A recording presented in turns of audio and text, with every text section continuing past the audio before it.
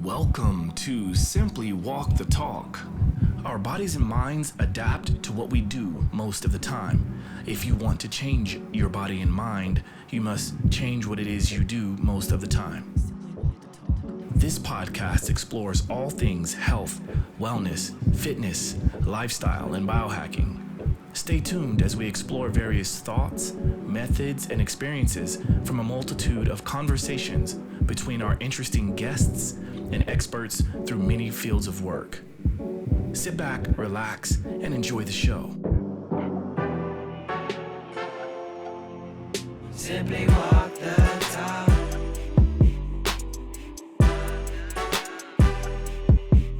Simply walk the talk.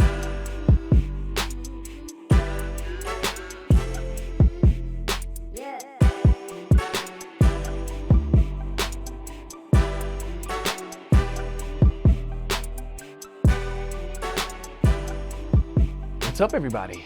Welcome back to Simply Walk the Talk. I am your host, JoshuaJHolland, and today I have a very special episode. We are on location at Birch Media, and I have the one and only Mr. Jay Sullivan. And Jay is a photographer, and I want to throw in so many more adjectives and descriptions of what he does, because he does so much.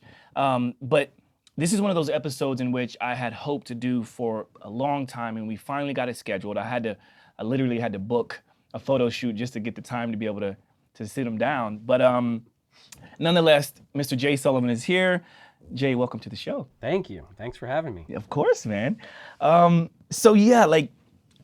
want to, I guess for the listener and for the viewer, I'll explain to you kind of how this show is gonna go so that you can decide to stay involved or not.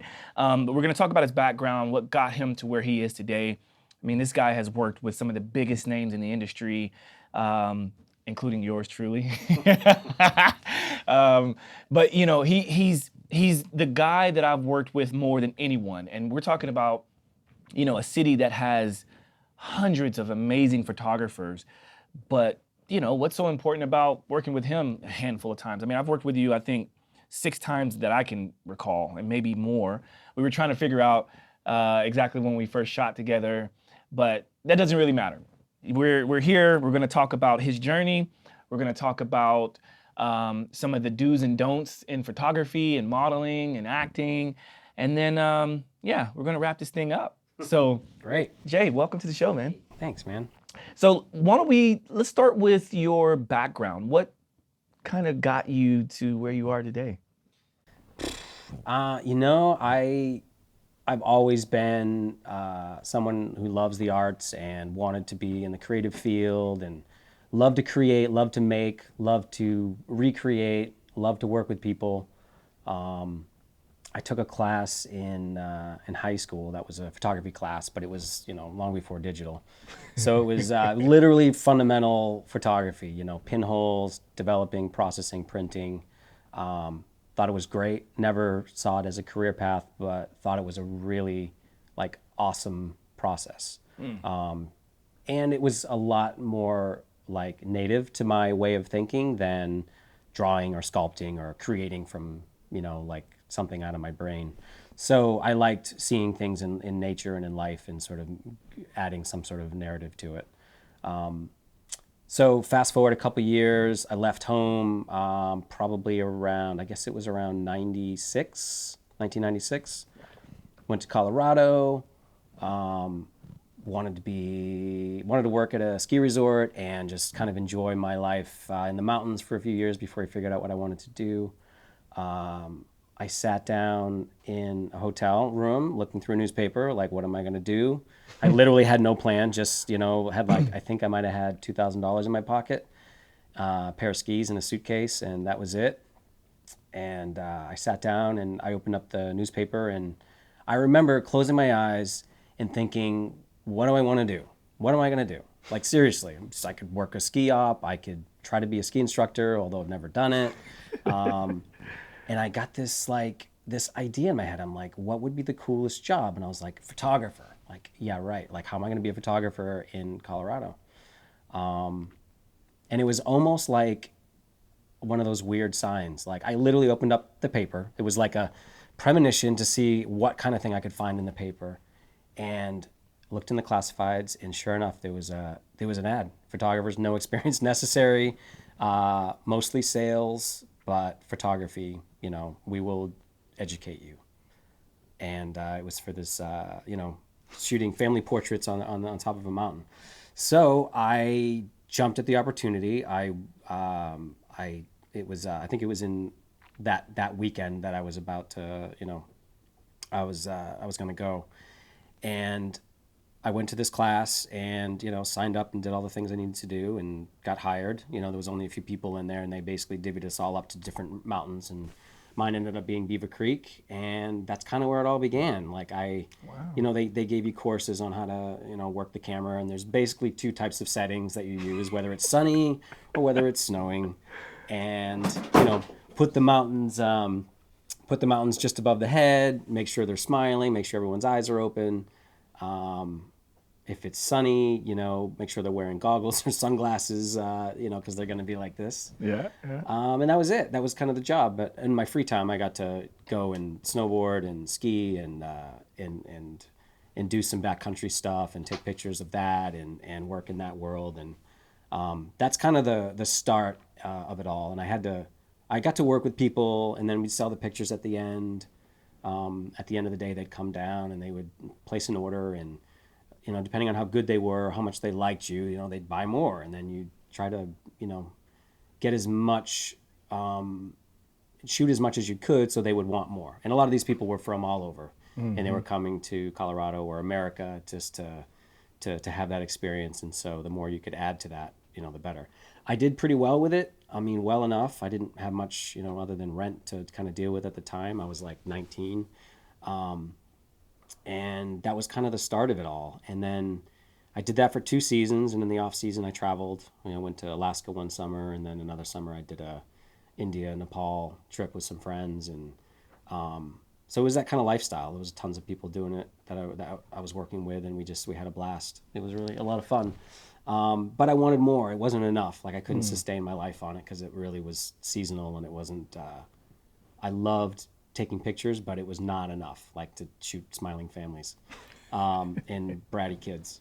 So I went to San Francisco, and I got some job there, like installing satellites and stuff, while I was kind of saving up to do art school. I really wanted to go to the Academy of Art, and eventually I did it and got some student loans together, and went and studied photography at the Academy, and did printing and assignments and all the usual things.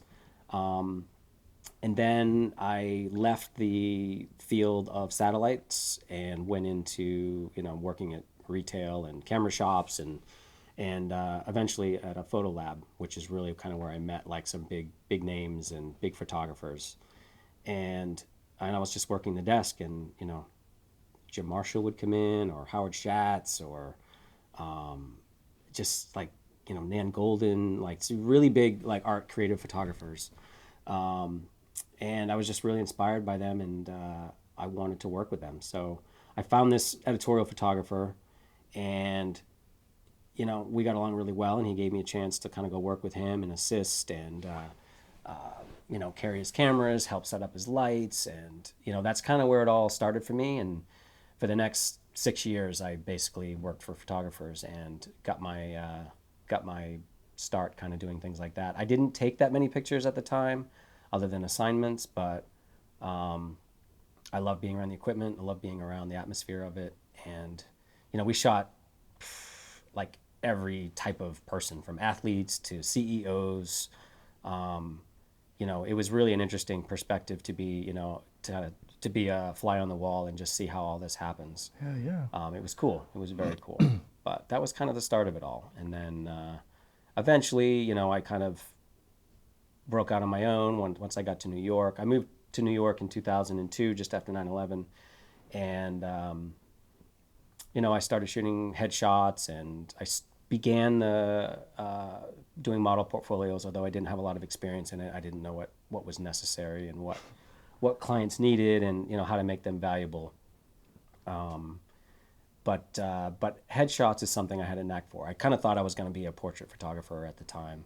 I enjoyed the art of, talking to people and trying to get an expression out of them. But I quickly realized that wasn't enough. Like, I wanted to do more. I wanted to be a bigger part of all sides of the camera, not just one side. So, I kind of branched out and did more and more movement type photography. There was a guy I had been working with who did a lot of adventure stuff, so I was kind of versed in movement and some beauty work. And that's kind of where I got introduced to fitness photography as well. Yeah. Doing step-by-step stuff. But we were traveling and doing it, so it was a lot more exciting than, shooting in the studio. But it gave me that sort of foundation to kind of shoot the work that I do now. Dude, I love it. Because I learned so much just now about your background. I had no idea that you were snapping photos on Beaver Creek. Yeah, right? I mean, it's nuts. But it was an amazing, time. I had a blast doing it. And, it was the beginning. It gave me all the ammunition I needed to kind of take on the next thing. So. Do you still have any of those photos from back then? Really? Yeah. Somehow maybe we can get Stefan to insert some of these photos if you have some. That would I definitely do. My mom can. That would be amazing to see. Yeah, I'll have her. One of the things that I clung to when you were describing that process is the fact that you were searching for something and you stumbled upon this premonition, to do photography, and you started doing this, and then you mentioned the sales aspect of it. Like, you did well, but it was mostly based on how good the photos were, one, but then how much they liked you.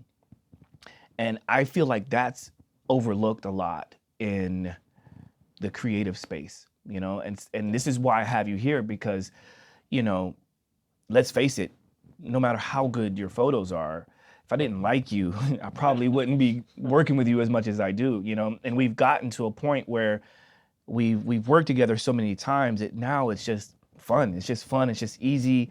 Yeah, it is. And not that it wasn't fun or easy in the beginning, but there's certain bits of like uncertainty and nervousness. And I think this is what I want to try to address to the audience, to the people that are watching this, because, whether you're a photographer trying to get to the next level, or you're a model or an actor or a company that wants to get to the next level, how can you use what you do to kind of get there?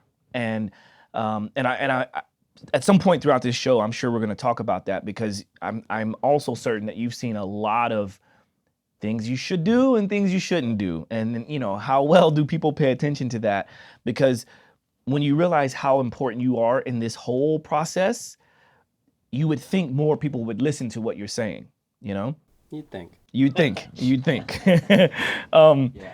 So let me just ask this, because I'm fascinated by this part. I'm fascinated about the fact that you moved to New York in 2002, right? And you decided to do portfolios, right?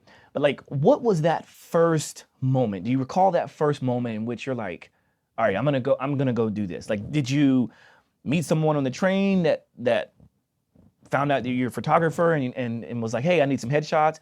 Or did you kind of put yourself out there on a Craigslist ad or something and said, hey, I'm a photographer here in New York City? Like, how did that process start? Do you remember? Yeah, I do actually. It was kind of organic. I never really sold myself like in an ad or I just always felt gross about like that, selling myself. So usually most of my work, and still is today, word of mouth, people who have worked with me and know who I am in the industry. My sliver of talent, I guess, speaks to a certain number of people, and my access to that kind of helps them, get from one place to another. So I remember, and it's kind of a weird, long story that I'll try and make brief, but I had gone through a breakup around that time. The girl that I moved here with, we split up, and I had met someone else, and we were dating, and she lived in Germany, and I was going back and forth to Germany a lot, and she would come here and whatnot, and we dated for a couple years, and that kind of ended, and it was pretty heartbreaking at the time, you know, because I kind of mapped out my life based on this travel and this person, and it ended up being fundamentally too difficult for us to make it, and it ended, and I was really because I was planning on moving there and, you know, starting a life there and a career there. So I was starting to set up, you know, appointments and meeting people, and I had a few contacts, and so I kind of saw my life going in that direction, and it went in a different direction. So I had to kind of recalibrate my thought process, and so I remember I had some friends that introduced me to a young director at the time. So his name was Rick Cordero. He's still directing today and does a lot of music videos and other things. Really, really great guy.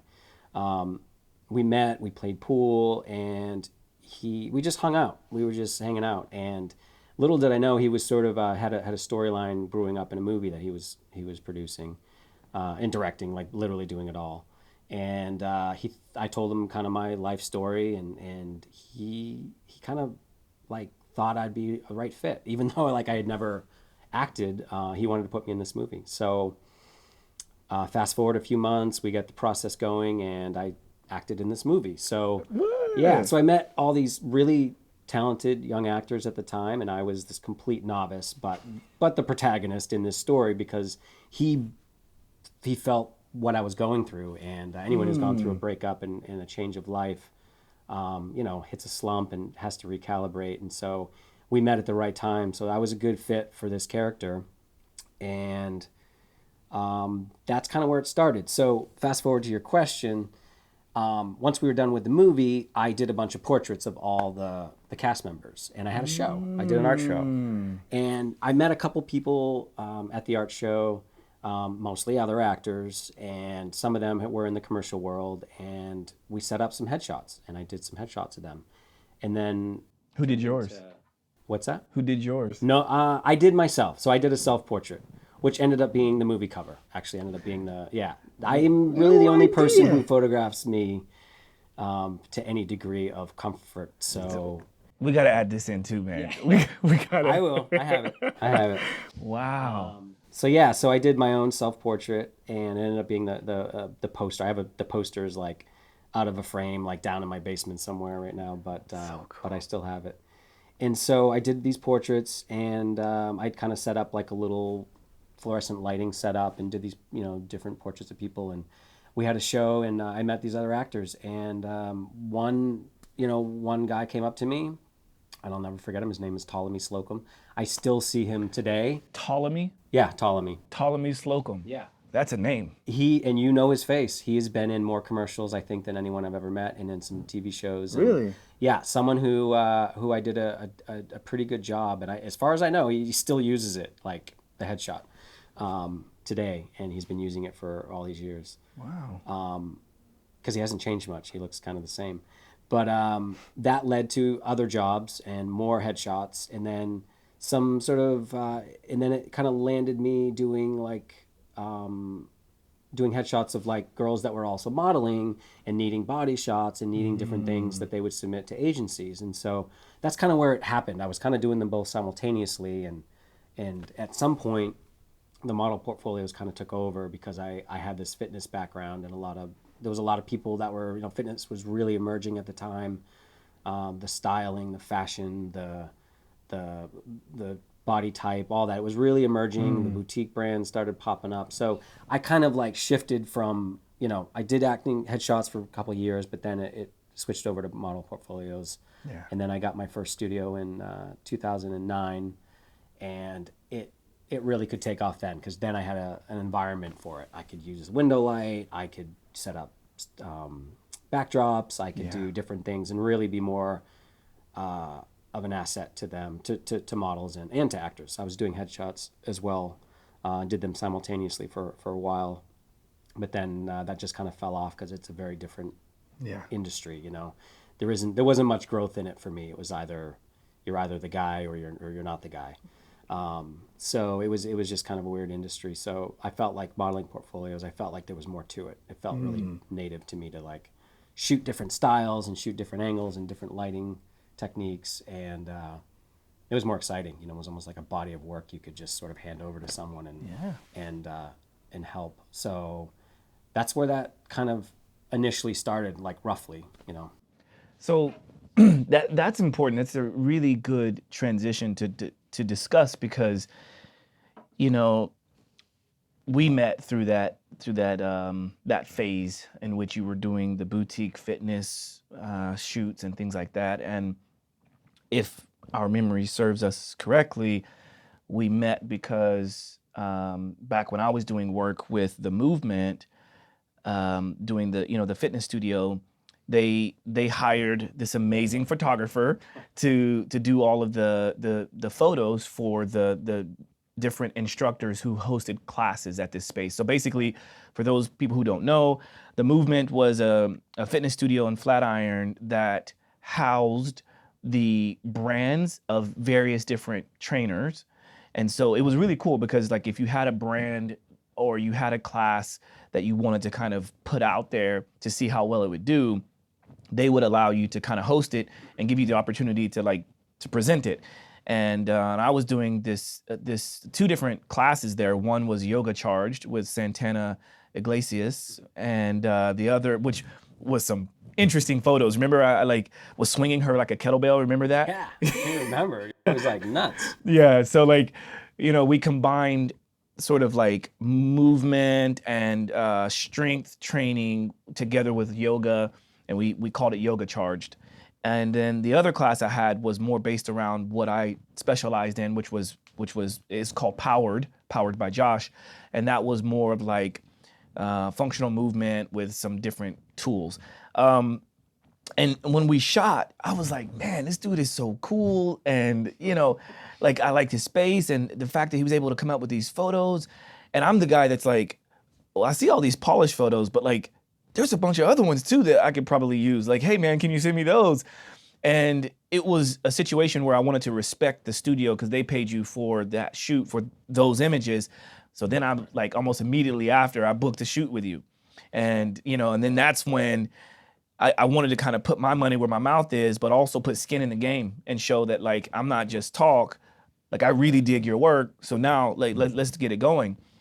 And then we did a few more shoots and we started to develop this relationship. And I started to notice that you have influence with where a person can take their career. And that doesn't come day one. That comes over time, right? So let's talk about that. Let's talk about how it is to work with people, let's say a young model who's just getting into the industry that maybe has to have, her parents there to accompany her, or the person who's even on the other end of the spectrum that has been in the industry for a long period of time, but they want to kind of refresh. Like, what are some of your favorite moments and some of the not so favorite moments throughout all that? Well, I think, helping people has always been my favorite thing about what I do. Help, and the smaller the shoot, sometimes the greater the reward, because you can see them blossom from start to where they end up. And that's always a enormous like satisfaction for me to like someone comes in and helps me, I help them get a portfolio together, they get with the agency, and then a few months later we end up doing a job together. Like that's like I feel like yeah, like I did my job. Like yes, lots of times I mean that model, I mean I helped, but I mean that model had it in them to begin with. I just helped bring some of that out. And then over time, they get more comfortable and it gets easier, and then they just contribute to their own success. But initially, they need a place to start. And my name came up a lot, I think, especially in the fitness world. And the fitness modeling was a very, very small niche back in the day. I'm going to say around 2007, 2008, very small market.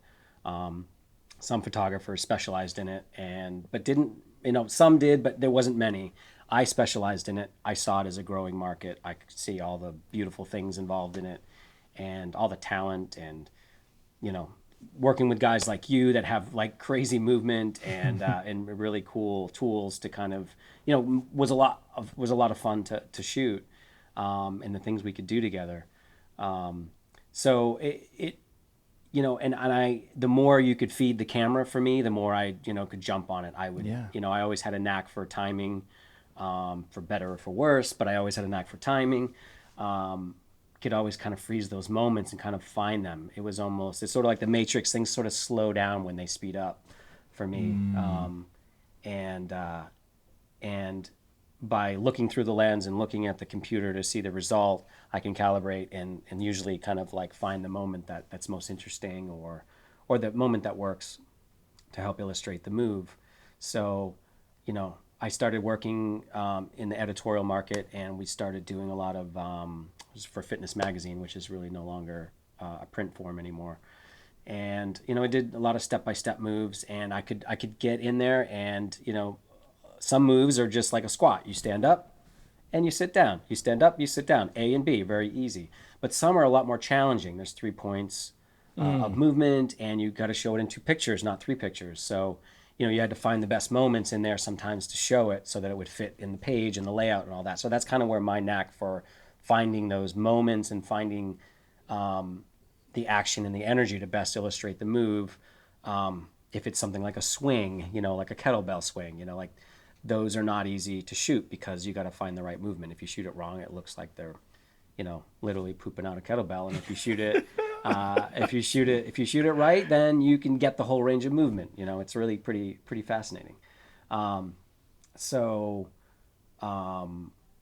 kind of forget where we started on the beginning of this, but that's, in terms of helping people in timing, that's kind of where my ability kind of came in. And then to help people, getting those moments and making them look the way they needed to look so that we made good pictures for their portfolio or for their website or for the company's success. That's where my kind of talent kind of came in through the editorial market. Beautiful. Yeah, well said. I mean, the other part to what I was trying to get to is I know there's a certain amount of trust that's involved in working with models or agencies or all the above, and clients and things like that. And so what does that process look like? Because the fact that you and I have worked together so much shows that we both have trust, right? Like, I trust in you that you're gonna get the best possible images and you're gonna do it until you get it, right? And I think you also trust in me that, I'm gonna let you know if something is really, really important, we need to get this, we need to nail that, but also that I'm gonna have a plethora of ideas, right? Like, I'm not without ideas. Sometimes I have too many ideas, right? And you help to kind of contain that, which is great. Also, I think there's something about trusting in that, hey, if we don't get it this shoot, we'll get it next month, or the next time you're available. I think that's also like something that's a back and forth trust, right? But let's talk about those situations in which that trust isn't built yet. What would you like for people to know when they're working with Jay Sullivan for the first time? Well, now the trust is an important thing, not just to, it kind of, for me, I'm a very sort of, you wouldn't know it by working with me sometimes, but I'm very sensitive to the process. And, I've created a process, and it's not so unique that no one's ever done it, but, it starts with someone reaching out and they want pictures for a portfolio. Sometimes it's a referral from the modeling agency. Sometimes they found me through friends or through Instagram, and they want to produce something that looks, looks great, for a portfolio so they can submit.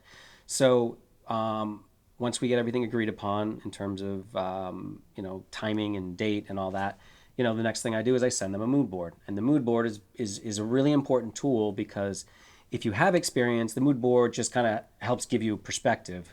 If you don't have experience, it's literally a roadmap. It's like getting from here to Oklahoma and you know how to get there.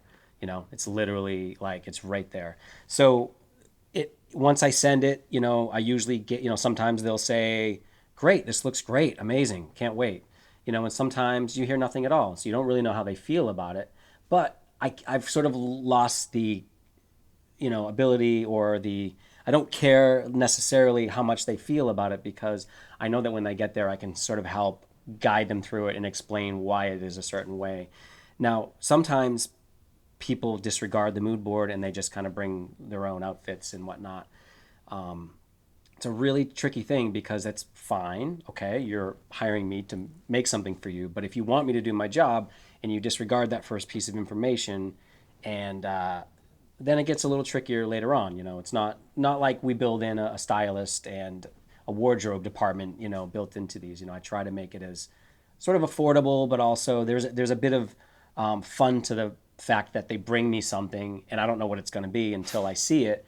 And so it's okay if it varies a little bit, but when it varies so much that, they're literally relying on their skills to model, and they didn't bring that hoodie, they didn't bring a cool pair of shoes, now we got to rely on bare feet and just a very simple, tight-fitting piece of clothing. They're not necessarily really good at movement yet because they don't know what that is, and they want to put together a fitness portfolio. So it's really challenging when you don't have those little pieces there. So the trust kind of gets off balance when it's not like when the instructions aren't there. I'm never very strict about, you have to bring it like this, exactly like this. I always try to tell them, do the best you can, and I find that giving them that freedom allows them to either be creative or be very passive. And if they're passive about it, they're probably passive about the whole process. And it's like, hey, if it happens, it happens. If it doesn't, it doesn't. I tend to adopt the same approach. Hey, if it happens for you, it happens for you, But I can usually tell how serious they are when they show up. They got all the pieces, and they've sort of melted it down into their own style. All my work is out there, or a lot of it's out there, so they can really kind of see what I do. And so they can gain perspective if they want to find it. Mm-hmm. Some do and some don't. Yeah. But that trust is important. I was photographing a girl yesterday, and she was young and very pretty and very cute, like had all the makings. But I could tell that she didn't really put a lot of effort into the styling and the wardrobe. She just thought I was magician or something, and I was going to invent things. Yeah, well, sometimes not. Sometimes I am. Sometimes I am not. So it made the job a lot harder. So like if you have like an item of clothing, like a hoodie, a layer, you can always make a picture out of that, a very compelling, really beautiful looking picture, or at least there's an action built in to a hoodie. You can have it, you can wear it traditionally, you can put your hands in the pockets. It gives you something to do while you're modeling. If you're really experienced, you don't need a lot of that, but in the beginning, you need a lot of props, I guess, to help you be comfortable in front of the camera. And when you don't bring any of that, it's a lot harder. Then you got to rely on your skills, and the skills aren't built yet. So that's a challenging point for me. So I try to explain that at that moment, and that moment's a little too late, but it's the beginning process. Right. That's where they kind of learn something, for better or for worse, about themselves or about the process that they need to kind of work on. And then I've been doing this enough, so I always have tricks up my sleeve. I'm gonna make a good picture, but it's not as good as it could be, I think, as if they were to take it as seriously as they can. You can always not use it, but if you don't have it in the room, we're not going to go get it. So, facts. That's a part of the process that's important. So that trust is built kind of from the initial email, and I'm usually really good about communicating. I'm not wordy, but I'm very good about communicating. So that's me showing my trust to them, that I take this seriously, that I hear you, and usually when people get there, it's like they're relieved, because I try to make it as easy for them as possible, but they gotta kind of do the initial like legwork and bring the outfits. Yeah, I respect it. I definitely respect it, and it reminds me exactly what you're saying was literally what I went through when I first worked with you. Yeah, I remember it was, you asked me to go through a mood board, and I had all these outfits, and I remember, speaking of barefoot, remember we did the suit? Yeah. So it was a full-on suit. I think it was, at the time I had a collaboration sponsorship deal with Armani. And so I was trying to get some shots in the Armani suit, but I didn't have like a good pair of shoes. And I've always been into this barefoot kick, and, and I was like, yeah, let's do it barefoot, and I got so many comments and compliments about that because it's It really stands out, doesn't it? Like when does. it's out of place or Yeah. it seems normal to you, but Yeah. it's kind of like, oh, the shoes. Yeah. Right. And you know, I guess back to the point of trust, right? It's like, I imagine part of you then was probably like, well, if he's gonna be able to use this. And for me, I'm like, I don't know if I'm gonna be able to use this, but at least I have it. Yeah. And then I can use it where it fits. And I ended up using it a lot, actually. I used it a lot. But I just, again, I want to offer as much as I can to the audience, the people that are listening and watching. What are some other things you would suggest for first time, you know, people getting into the industry or even first timers with you? Like, what are some other things that are keys to trying to have the best opportunity? I mean, honestly, and it just kind of boils down to the type of person you are. I'm someone who likes to research things, not so much that I have all the facts, like it's not about facts, but I have options. You know, and options are always great. So if you're, you know, whether you're a big time client or you're just starting out or you're like a celebrity or you're a trainer, just, you know, have options, you know, like bring options. And if you want things to go a certain way, if you have options, you just get more out of it. I think sometimes people do the bare minimum in life, and sometimes they bring the bare minimum, and it's fine. You can get the job done, but there's just something about people that are more prepared than others, you know. And it's great when someone walks in and they have a big suitcase. Like, that's my favorite, because then it's like, no, we're not going to shoot all that, but you know what? I can help. Yeah. I can put my fine touch on that and help style it in a certain way or help them, you know, a certain way. And not everyone gets it. Not everyone has the same taste. But I've been doing it long enough to know what works and, you know, what might work, you know. And there's trends and styles, and as long as you're staying up on those things, you know, you're in better shape. But, you know, do your research. I have clients too that pay a lot more money for certain shoots, and they don't bring a lot of the details either, the styling details. And a lot of people just kind of overlook stylists. And I don't get to work with a lot of stylists. I do on certain jobs, but and they have their own opinions. They're very much a valued source, but this industry is very specific and nuanced. And lots of times when someone brings on a stylist, they don't have much knowledge about fitness clothing, different brands, the trends where they're at. I do know these things, so I can contribute, but I'm not a professional when it comes to knowing,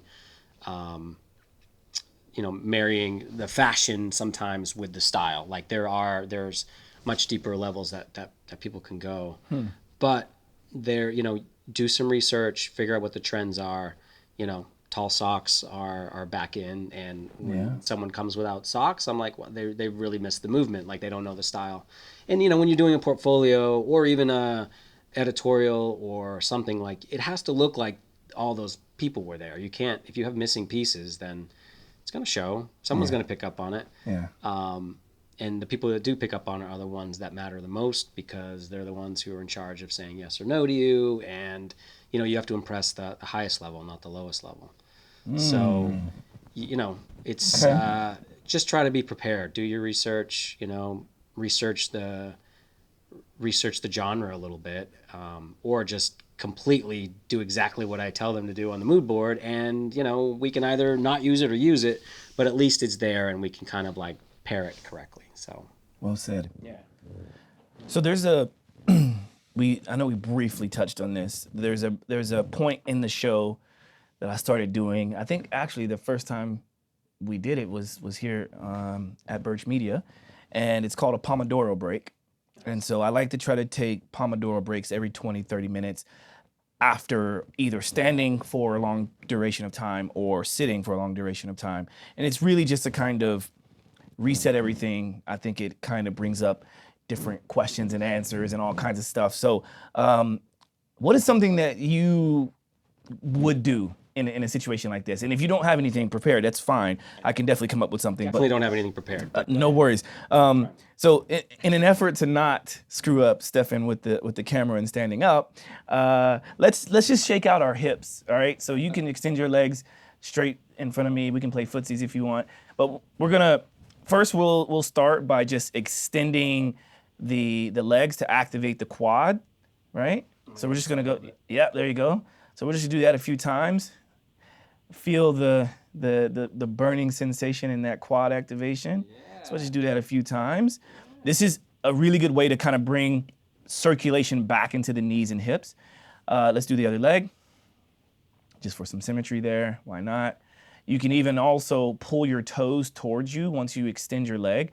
Pull your toes towards you so you can feel that stretch along the backside, the posterior chain there. Yeah.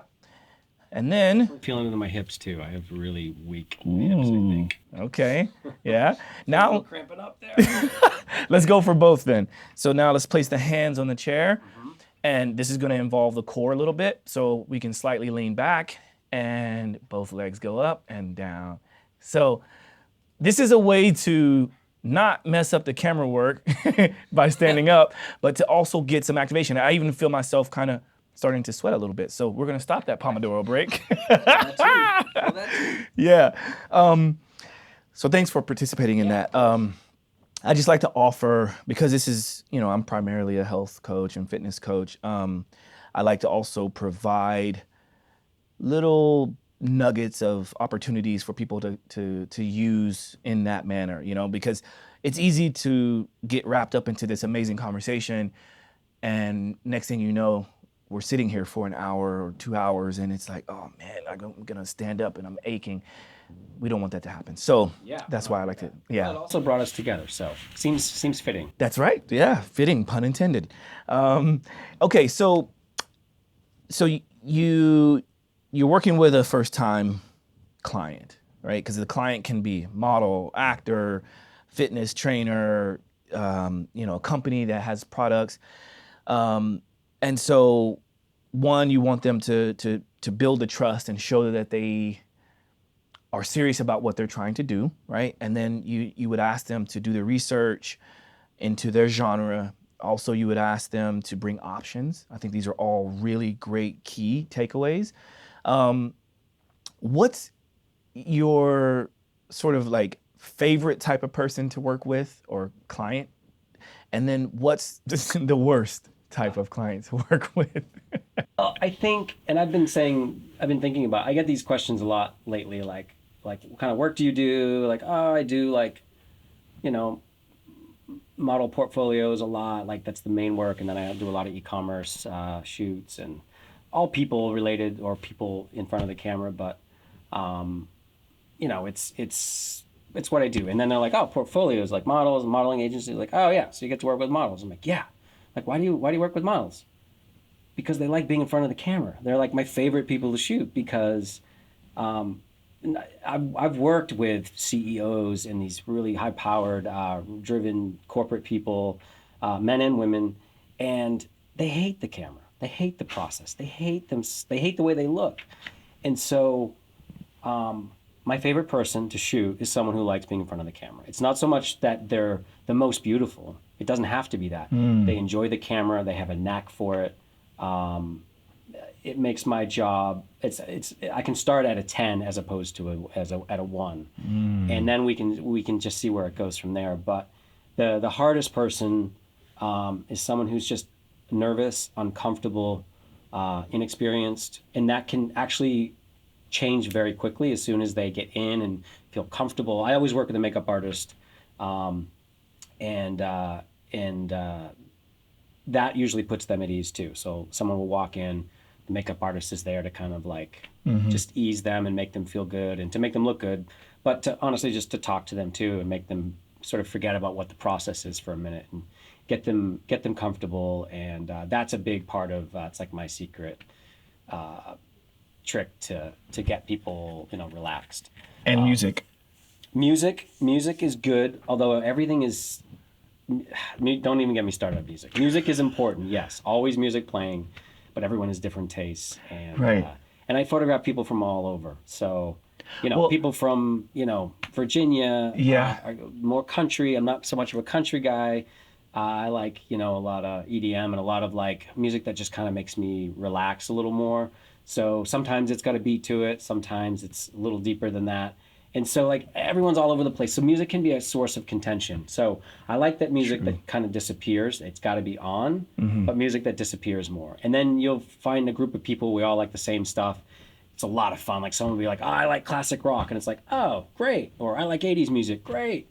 Everybody kind of gets in on it and it can be fun. But lots of times people have different tastes and it can be a source of contention. You know what I mean? Because no one can then relax. I'm listening to country and it's not really my favorite, so I can't get into a rhythm. And then the makeup artist doesn't like it. True. And then, so, but, you know, there's certain things that make things go well, and sometimes they just go south real quick, you know, like I don't know, it's just one of those things. But making people feel comfortable allows them to be themselves, and it's the beginning of where like the greatness can happen. You know, you got to just, if you put pressure on things, greatness doesn't usually follow after that. I mean, under certain circumstances, yes, but not usually in this. It's a very delicate people's emotions. I mean, I worked as an assistant for 6 years, so I know how my mental state could shift on a dime when if I made a mistake or I overstepped or something happened out of the ordinary, you know, and you get yelled at, or you get, you know, someone calls you out and you're just like, that doesn't make me feel better. That made you feel better, but it didn't make me feel better. So I learned quickly how to try to make people feel better when they enter the room versus making them feel less than or not equal to. I want them to feel comfortable, to perform, to try things, so they get the most out of them. So it really starts in the initial, that trust, communication, getting them in the room, making them feel comfortable. And this is people from all different levels. This isn't just new people. This is people that have a lot of experience sometimes are stressed coming in because they don't know what kind of photographer they're going to run into. Is he going to be, you know, like if they see the work, they're not sure what kind of photographer creates that kind of work. So different people create different things. So once they come in, they feel relaxed, they feel comfortable. That's when it kind of can begin. But usually the shoot can't really start until that comfort happens. Yeah, I want to give people a bit of a scenario here because I vividly recall working with you the first couple of times. And the reason why I even brought up music is because, you know, I did my initial email to you. You responded back. We went over mood boards. We went over examples. We identified how many looks and the rate and the timing and the date. We got it all done, right? Yeah. So now I come with my bag. So I always come with a bag, right? bag of stuff with so many things. So, you know, I enter into the building and I'm like, wow, this is an amazing place, right? It's a big building. And then I get into your studio. And I'm saying all this because I imagine the person that may work with you in the future or the person who has worked with you, whatever, they can either relate or will eventually relate, right?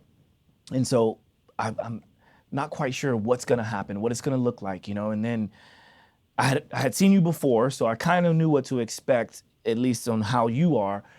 But then the thing that was really pleasant was as soon as I came in, it's like, you know, the vibe was great, you know, it looked nice.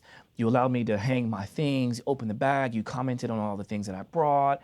You allowed me to choose my own music, which was a big deal for me, because music is a lot for me, you know, like I love it. And then you commented on the things that I brought, but you also, in a very gentle way, you just mentioned like, you know what, this is amazing, but it probably won't work for what we're going for. But this is really cool, I like this. That, whether you recall that or not, was a big deal for me because I want to also be with someone who's not just a yes man, right? Because that doesn't do me any favors, doesn't do you any favors, right? So like, I need to have your expertise. You know, I'm paying you to get your expertise because I've seen what you've created. You've created so much, right? And then the other thing is getting to the point in which you got to take your shirt off, you know, as the fitness trainer, right? Like one of the things that you eased me with, and I love this, I'll never forget this, but you're like, dude, we all have our insecurities, man. We all have our insecurities. Come here, look, let me show you this. And you show me some edits that you did on, you know, on some models and stuff. And I'm like, oh, I mean, that just easily just kind of like washed everything away. It's like, oh, so you can take care of this in post, you know? And then, of course, it also forced me to like, once I see the raw images that come back, I'm like, let's not choose this one. And you're like, bro, we can fix this, we can fix that. I think like one time you had to replace my foot because like one image was better than the other because I was holding like a pistol squat, I think, with a rope over my head, right? Yeah. And one of those was better than the other. And you were like, don't worry, we'll go with this one, but then we'll fix the foot on that one. I'm like, wow, that's amazing. So that brings up, so I offer that simply to let people know that like there's a great amount of experience and you helping people feel comfortable. And I think that's wonderful. So it should be noted many times. But then it brings up this whole idea of post-production. And especially today, right? Because now everybody's a photographer, right? Everybody's a photographer with these amazing phones, you know, like I have a great phone and I love photography. I even went to school for photography. I took some photography courses and my dad was a photographer. My brother currently is a photographer, which is why I asked that question about, you know, kind of where you got your start and how you built it, you know, because he just launched his website on Monday, I think it was. Wow. And, you know, he's been doing photography for a long time, but he's trying to find his niche and where does he fit in, and he's doing sports photography. But like you started on Beaver Creek, is that what it's called? Yeah. You started on Beaver Creek taking family photos, you know, and now here you are, right? Yeah. And so I offer this to people like my brother who are kind of searching for what they want to do. But like, how do you navigate in this world of heavily edited photos versus the, you know, the needs of the social media content creator and things like that? Like, how do you navigate all that? It's a good question. I think I used to put more emphasis on what you just described. You know, and then it came from when I said that I like to work with people that like to be in front of the camera. That's why I'm doing probably more specifically what I do now with the working with models and whatnot. I guess lots of models, if they want to model, usually they have, there's less hangups for them lots of times, you know, for whatever reason, they're younger or they're a certain body type or something like that. So they, you know, we're starting in a good place, you know, only they can get in their own way at that point. But when I was talking more in the time where I was being that version of myself, then I was working with more trainers, and trainers usually came from another source. Usually they were ex-dancers or potentially they came from corporate world or whatever. Some of them did. But trainers usually, you know, they're ex-dancers. I'd say the majority of them are ex-dancers. And they're super critical, really hard on themselves. Like, I don't know if I've ever made a dancer happy. You know what I mean? It's just one of those things where it's just like, you can try, but you probably, I don't know if they make themselves happy. But I tried to ease I'd ease them a little bit by letting them know that, you know, I can fix whatever you don't like about this picture. I mean, literally anything can be done. And then I would show them occasionally if it was necessary, like a demo like I did with you. You know, you fix a foot, you know, extend the arm a little bit. A big thing that I run into, and I still run into this, is hyperextension of the elbows. All the time. And that's one of the easier things to fix. Yeah, hyperextended elbows. Literally twice a week I'm fixing a hyperextended elbow. Like this? Yeah, but someone double jointed. I mean, it looks the reverse of that. So, you know, they put their arms back and it's like, and it's like, whoa. Like, I'm really sensitive to it. So all my training as like someone who shoots form and whatnot, like those things are very easy and they stand out. And lots of times I can correct it. I just kind of let them know, hey, relax your elbows, you're hyperextended. But if I don't catch it at first and then a few frames go by and they happen to be the best ones, then I fix it in post. But that's something that goes into the trust factor. Not everyone knows that. I don't think I lead with it as much anymore because I think retouching has gotten a really bad rap. You know, I think everyone wants to look their best, and I always tell them that, you know, I'm going to make it not look like you're retouched, but I'm going to make you look like you had the best day of your life. You know, like this is, you know, you look the best that you could look on the day that mattered the most. And that's what my job is to sort of bring that out, and whatever I can't do in camera, I'll do in the computer afterwards.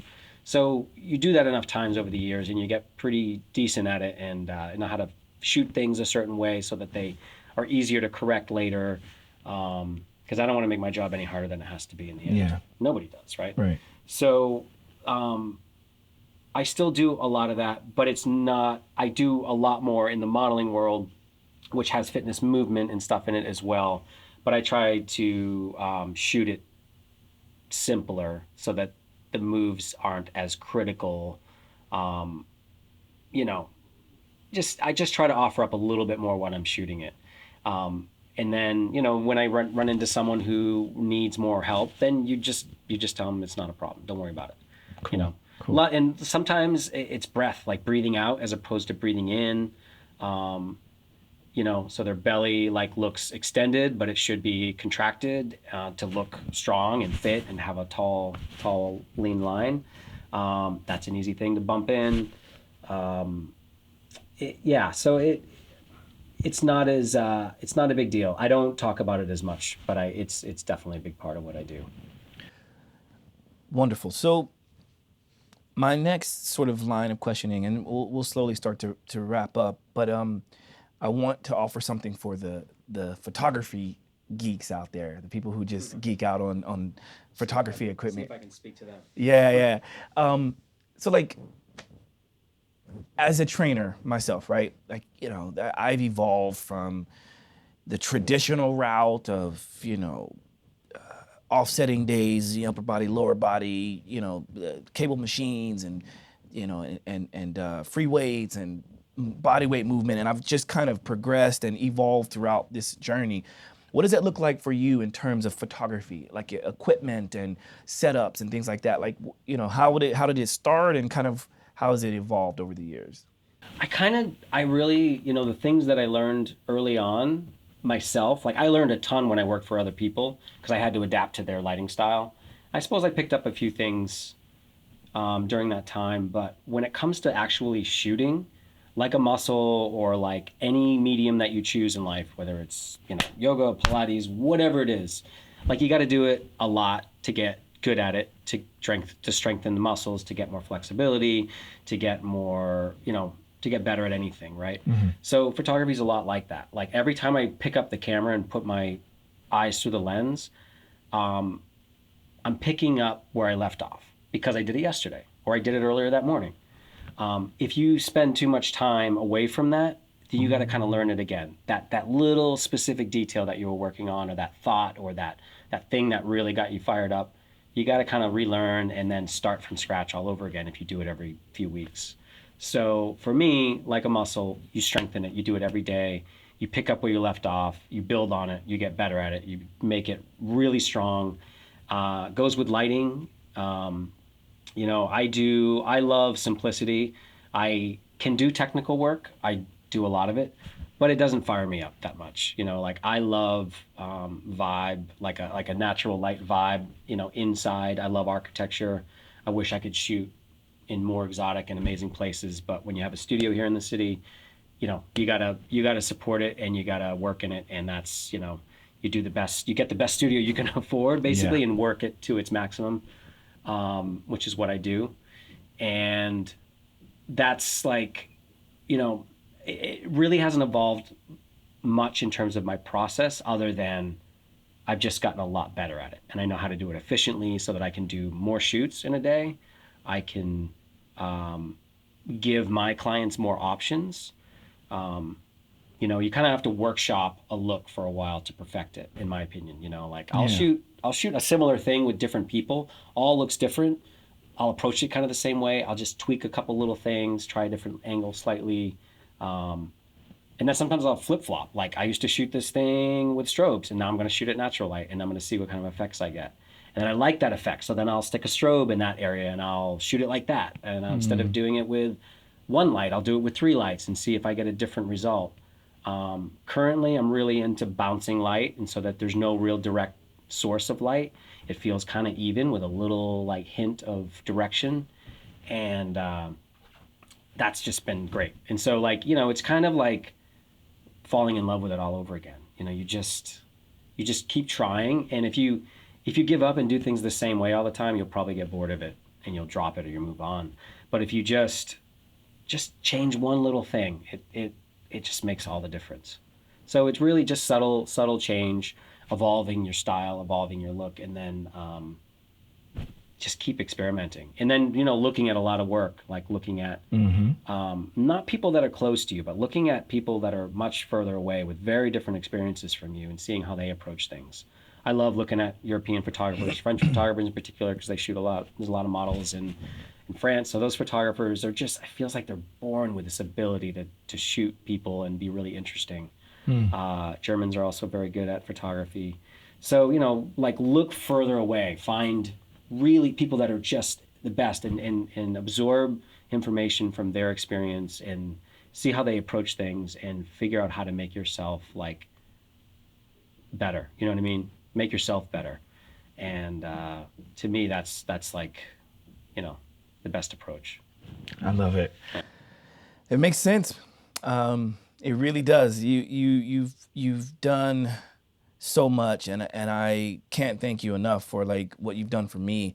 And anytime I have an opportunity to like, because I get people asking me all the time, oh, who took the photo? And obviously nowadays in social media you can just tag people, right? So it's just like, well, he's tagged in there, But we got to a point where we were able to have your work on the back cover of my book. Yes. So, which is, thank you for that. And any of the photos, most of the photos that I use today is your work, which is amazing. And I hope to do even more. You know what I mean? Like we even did a little shoot today before recording this podcast, and that was fun. Always creating. This guy. Yes. Always. Yes. Okay, so as we start to wrap up, I will make sure that we give you the opportunity to show the best ways to find you. So if people want to work with you or just speak with you or whatever, we'll offer that at the very end. But I would love to know, what is your top 2 pet peeves? What gets under Jay Sullivan's skin? And that can be from any domain. Doesn't have to be about photography. Doesn't have to be about anything you do in work. It can be from whatever. Yeah, I think people who are quick to know more than you, to express how much more they know than you, in a field that you work in a lot, whether they know more than you or not, doesn't matter. But I think expressing that is always very annoying, puts me on the wrong side of things. I try to help people, and maybe that comes across as knowing more, but it's usually just trying to help and get a point of view across so that they can be the better part of themselves. So yeah, I guess it throws me off when they're trying to do that. You know what I mean? It just bothers me. So what, pet peeve, and then and maybe offer another one. I usually ask for like 2 because, like, for instance, what you just explained, I can feel it. You know what I mean? Yeah, I think we all experience it, and I don't mean being talked down to. It's hard to describe. It's very subtle, but I just know it. Like, and then they get the thing is that it translates to when they get in front of the camera, the complete opposite of what they claim to be. Mm-hmm. And usually it's inexperience, and they've done a few things, but it's that void area of like not completely new, not completely experienced, but the in between, that talk themselves up to the point where I don't know, there's something else, and then you can't communicate with them, and you don't have their trust, and you're not working together. You're who's working for who at that point, and it just kind of derails the process. So just to elaborate on that a little bit. Yeah, I like to ask these questions, especially that one, the pet peeves one, because anyone watching this or listening to this, it just provides another level of like of a way to ensure that the experience with you or whomever is the guest on the show, it allows for a better experience no matter what industry it's in, Yeah. And so if someone's listening to this and they're doing their research, like you pointed out, right? They're doing their research, they figured out, oh, okay, I'm gonna work with Jay Sullivan, I wanna listen to this podcast, and at the end of the show, they talk about a pet peeve. Oh, let me not be that person then, right? Yeah. Even if it's just for that moment in time, right? I'm not even gonna know who's gonna see this. They're gonna walk in, and then suddenly everything's exactly the way I need it, and I will be like, my work is done. Exactly. I think my other pet peeve, and it's probably related, but it happens all the time, and my makeup artist like laughs at me because she knows what I'm thinking, because I always like, after they leave, I'm like, then I can express myself a little bit more. But when they, when someone, you ask them, turn the head a little bit or just move, and I usually demonstrate. I'm very like, I try to demonstrate. If I can't demonstrate it, then chances are they're not going to be able to know what I'm talking about. So at the expense of my own ridiculousness, I do, I do. Even female modeling, like, body shapes and all that. Like I'll try to offer my best pose. But when you ask them to do something, to try something, and they're like, okay, and then they just don't even, I don't know if they don't hear it or they don't want to do it, but it's just like, it ends up being this sort of like conversation with myself. They're just like not there. It's like, I don't know what it is, but it's just like, okay, we're done here. It's like, I just have to move on. It's like, you're not listening. Like, you're not even trying. Like, wow. move your body around more. And I demonstrate what I'm asking, and still just, so I don't know what that out of body or mind experience is for them, because I don't stop and ask them, but it usually gets me more frustrated at that point, and I just have to like take a beat, go sit down, recalibrate, move on to the next look. But yeah, just, asking them to try a little bit more and working with them, and it's just not there. A lot of my work is very fluid. It's not just like pose. I'm shooting digitally with autofocus. I can move pretty quick. We're not shooting with a 8x10 camera and film where everything has to be pinpoint. Right. Don't move, hold your pose for 2 minutes. It's very, very fluid photography. It's lifestyle oftentimes. There's movement and action to it. So I would think that people kind of get that through the work that they see in my site, but people sometimes come in with their own ideas, and they're not reflecting that upon the work of the photographer they're working with sometimes. So that's usually frustrating. So that's a pet peeve. There's others, I'm sure, and I'll think of something really spectacular once I'm off camera. Yeah, of course. Right now, that's all.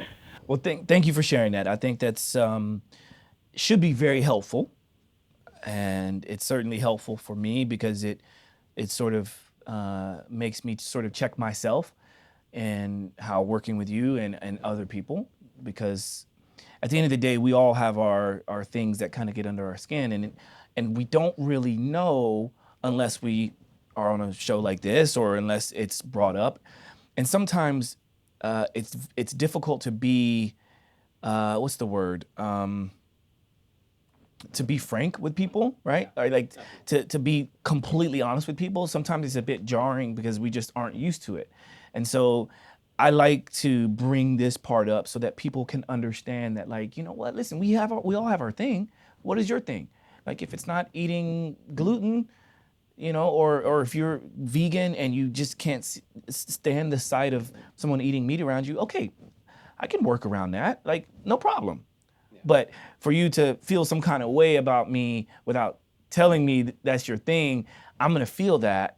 Yeah. And, we may have missed out on a wonderful opportunity. So why not, like, bring it up? So this is why I do that.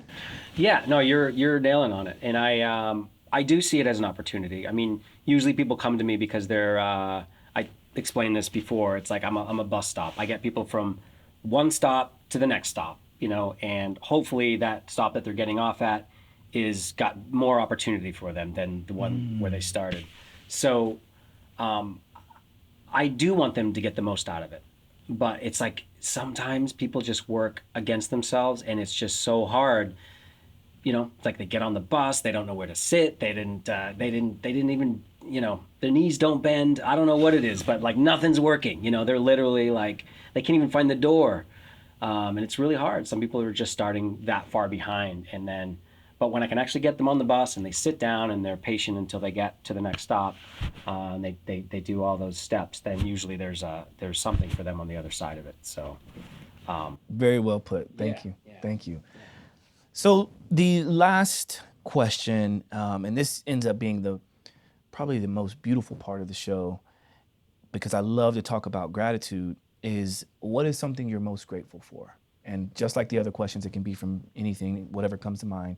But what is something you're most grateful for? Well, definitely my family. We didn't talk anything about that sort of personal side, but I have like the best, most supportive family like you could imagine. I mean, it allows me to do my job, and my job isn't always easy. It's fine. Nobody's job is always easy. But it's probably easier than most people's jobs.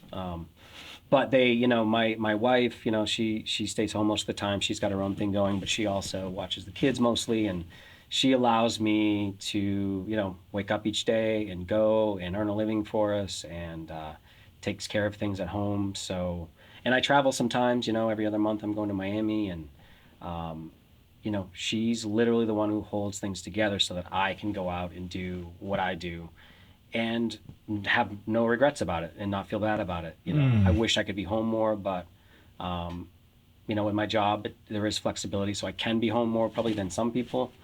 But I'm the most grateful for them for just allowing me to be, you know, the man I can be, but the creative that I can be, and to have the job that I have. I mean, this is, not everyone gets to do what they sought out to do, that they picked out in a newspaper when they were 19 years old, sitting in a hotel. But I was that person who got to be that lucky, and luckily my family supports that. So. That's beautiful, man. I can relate so much. So yeah, like even just hearing you explain that and feeling that allows me to check back in again, you know, and wow, yeah, it's powerful. It's powerful. So much respect to your family, much respect to you. And how can people find out more about you? Like where can, like, rattle off the socials and all that? My Instagram is WildJ, at WildJ, WILDJAY.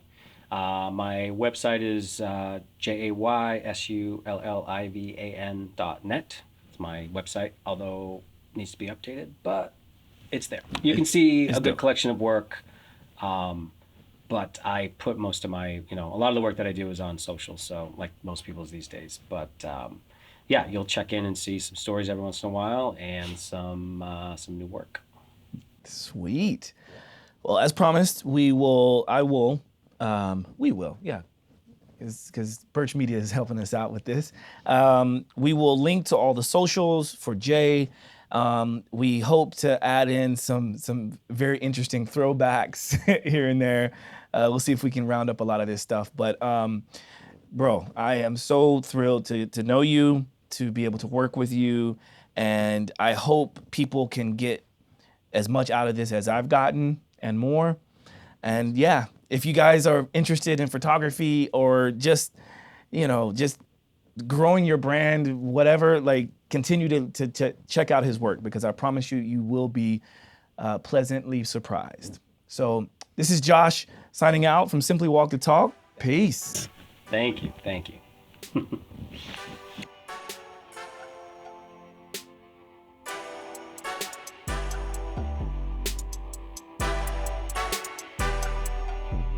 Simply walk the talk.